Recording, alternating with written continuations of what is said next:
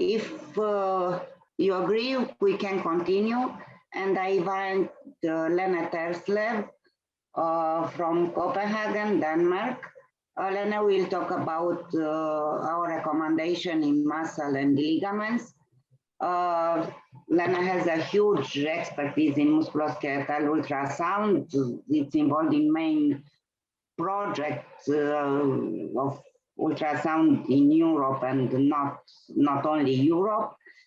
And Lena, I want to thank you that you agreed to be part of steering committee and for all your implication during our process for creating this recommendation. Please, Lena. Thank you very much, Daniela, for the nice introduction, and thank you for allowing me to participate in this very important work. So I'm going to present the data that were obtained when evaluating the literature for the use of ultrasound for muscles and ligaments. And I just need to be able to, right. I don't have any disclosures related to the recommendations, and I will go over the background and the clinical use of ultrasound, some practical points, limitation and artifacts, and the recommendations. So first, looking at the muscles, they're defined as an alternance of hypoechoic bundles of myofibrils and hyperechoic intramuscular aponeurosis, septa, and fascia. What is interesting when using ultrasound for the muscles is that they have an inconsistent sonographic appearance throughout the human body within the same person. And when looking at the muscles between persons, the appearance may be influenced by factors such as sex, age, and the fitness status. So a little bit difficult. Another feature is that they their appearance may be very highly affected by the inclination angle of the ultrasound beam and may actually change from being hyper to hypoechoic, as Esperanza was also telling us when evaluating the tendons. So even minor changes of the probe may actually have a different effect on the muscle appearance, so it may actually change its appearance. So this is something to pay attention to. So one of the most common indication for doing ultrasound of the muscles is muscle injuries. And ultrasound commonly represents the imaging modality of choice for the initial evaluation of the muscle mass.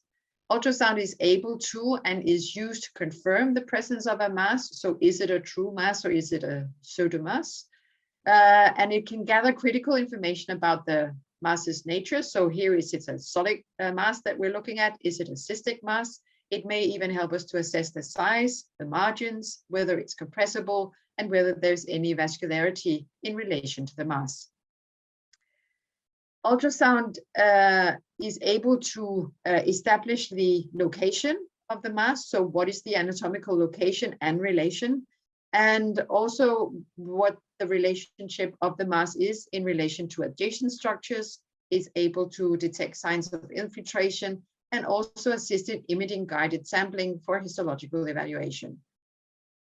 However, it is not the only modality of choice when looking at muscle injuries. So patient that has a soft tissue mass or in a trauma or in other cases will need further evaluation where MRI is the imaging modality of choice.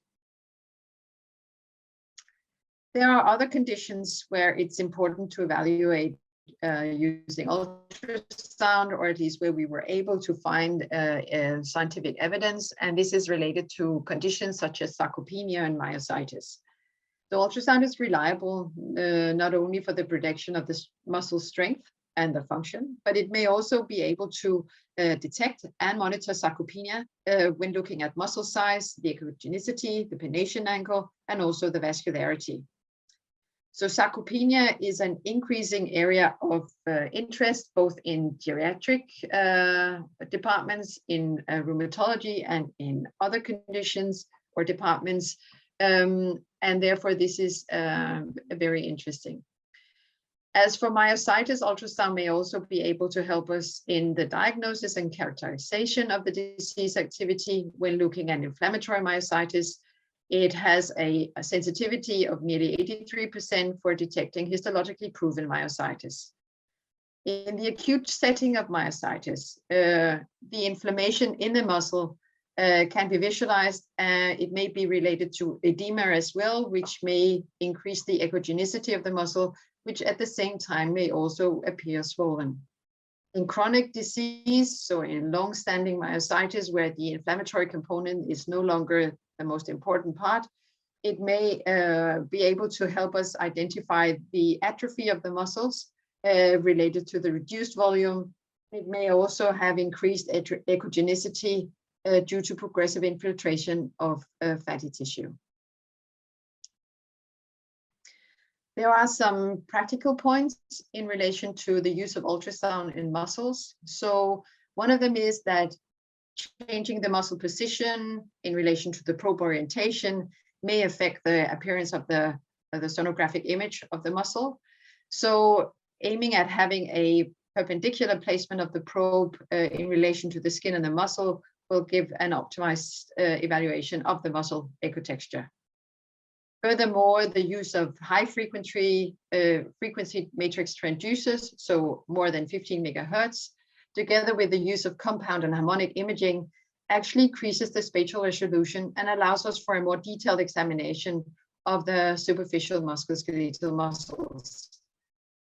Another issue or a phenomena that is sometimes not readily available on the ultrasound machine, but can be added for additional money, is the use of panoramic imaging, where it's possible to do extended images over a distance that is longer than the length of the probe. That can help us to assess larger lesions. And as shown at the bottom, this is a panoramic view of a quadriceps partial rupture in relation to the removal of a lipoma. So this is the patellar tendon. Here we have part of the quadriceps insertion, and here we have the defect of the quadriceps muscle. There are limitations and artifacts when using ultrasound in the muscle. So one is that it is a small field of view, but as just explained, this can be overcome by using panoramic view.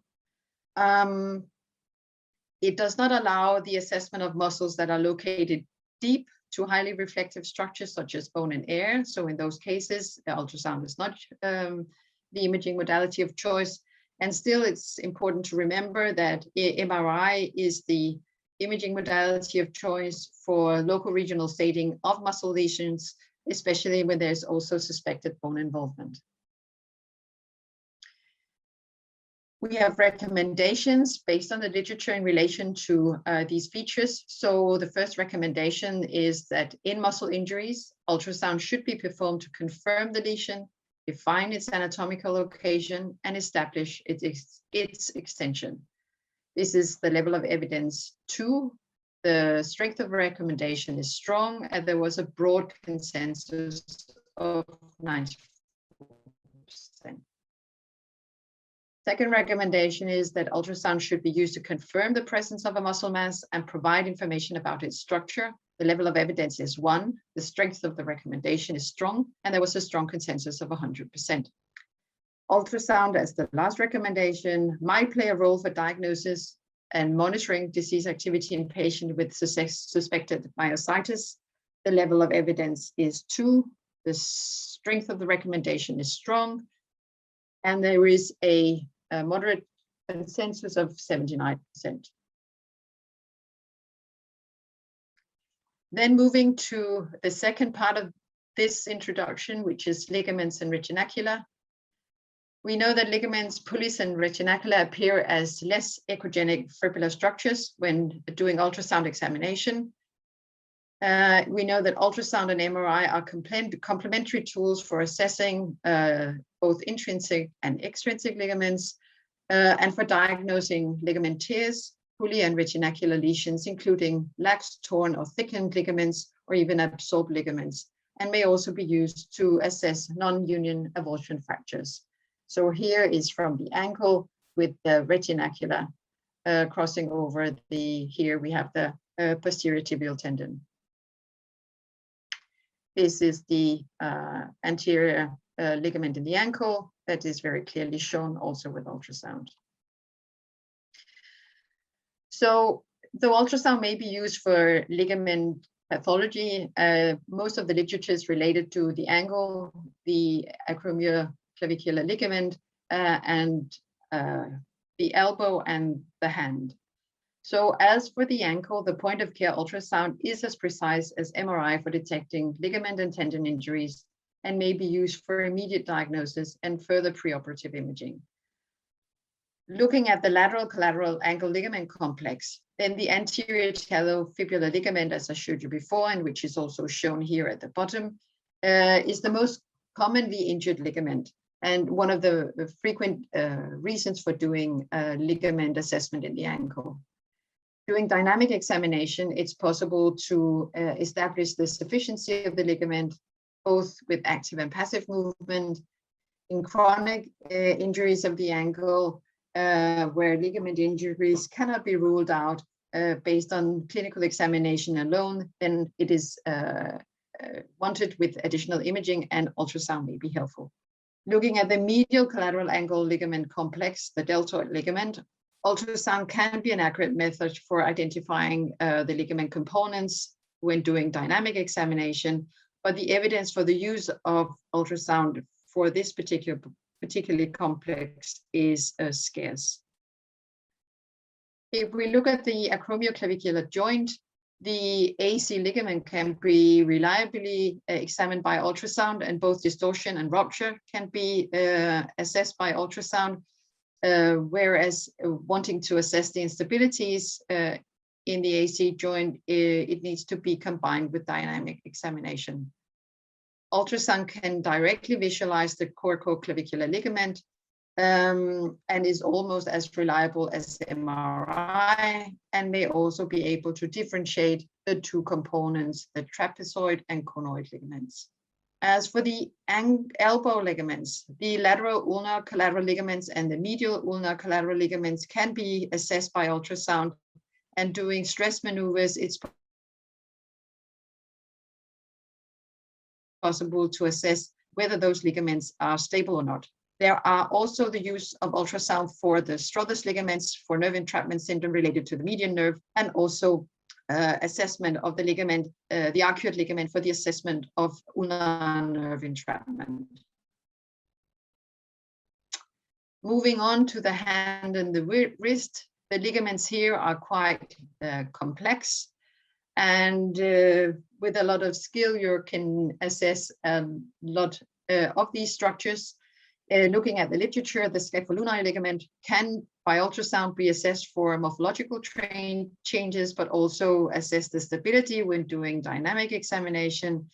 Having high specificity, it does actually have low sensitivity for picking up morphological changes.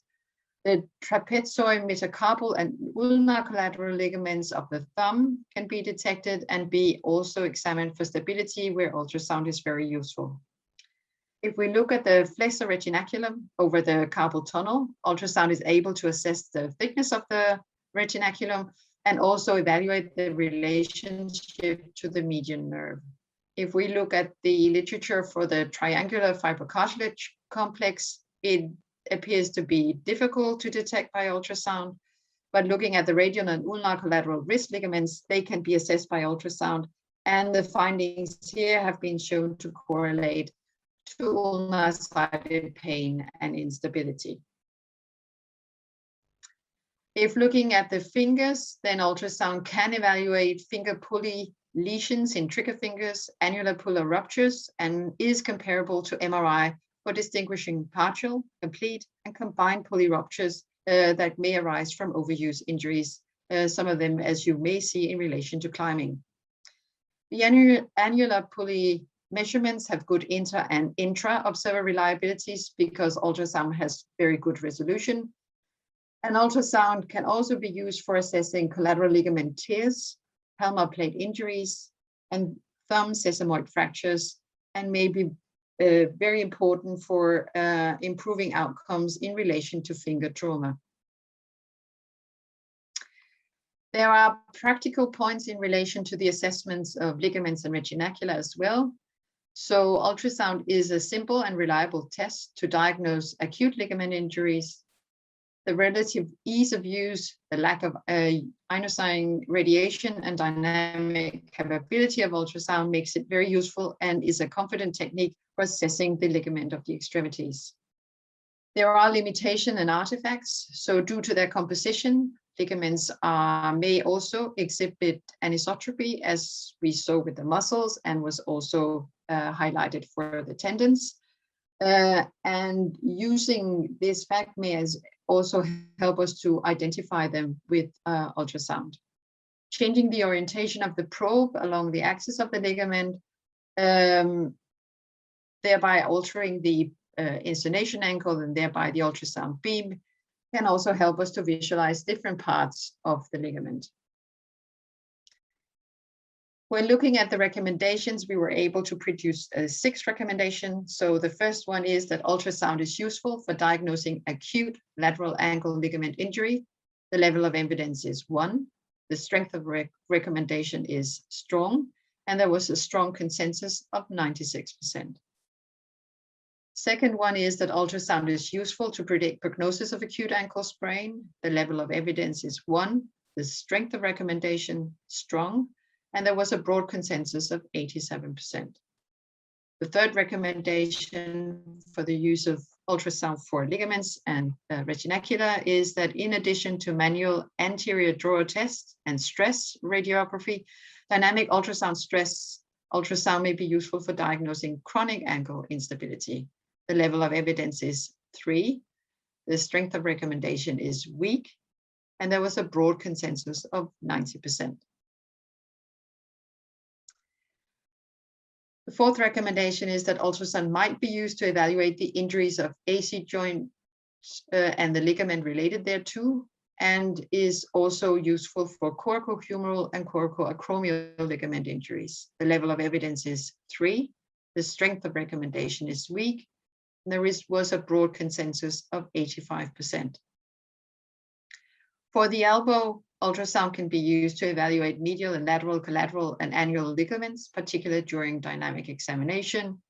The level of evidence is 3. Strength of recommendation weak, and there was a broad consensus of 93%. And for the hand and the wrist, ultrasound can be used for the assessment of injuries in ligaments, especially the scaphoulnar and thumb ulnar collateral ligaments, but also the annual pulley ligaments and the trigger finger pathology. The level of evidence is 3. Strength of recommendation is weak, and there was a broad consensus of 91%. Thank you very much.